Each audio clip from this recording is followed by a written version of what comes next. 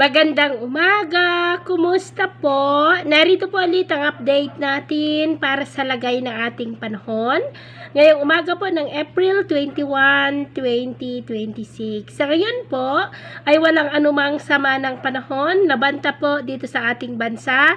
Easterlies ngayon o yung mainit na hangin na mula sa Pacific Ocean ang patuloy po na umiihip dito sa ating bansa. Tuluyan na po na nakalayo ang dating bagyo na nabuo sa labas po ng Philippine Area of Responsibility at papahina na rin po ito ngayon. At sa ating long range forecast, wala naman pong bagyo na nakikita na tatawid sa ating kalupaan hanggang sa susunod na 2 linggo, pero posible muli ang pamumuo ng mga sama ng panahon sa susunod na mga araw sa silangan ng ating bansa, at ang development po ng mga yan ang ating babantayan kung matutuloy po o hindi.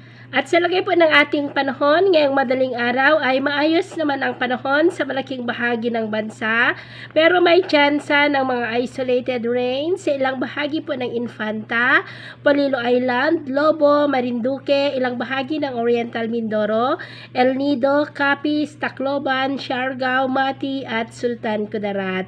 At mamaya ay sisikat ang araw sa malaking bahagi ng bansa, mainit at maalinsangan muli ang panahon, pero may tsansa ng maulap na kalangitan with isolated rains sa silangan po ng Cagayan Valley, lalo na sa mga lugar po na nakaharap sa Pacific Ocean, ilang bahagi po ng Marinduque, Oriental Mindoro, El Nido, ilang bahagi ng Aklan at Dinagat Island. At mamayang hapon, mainit at maalinsangan pa rin ang panahon sa malaking bahagi ng bansa, pero may chance sa muli ng maulap na kalangitan with isolated rains sa ilang bahagi ng Cagayan Valley, Cordillera, La Union, Paluan, Eastern Samar, Butuan, Lanao del Norte, Misamis Occidental, Zamboanga, Davao Oriental at ilang bahagi ng Sorsogon.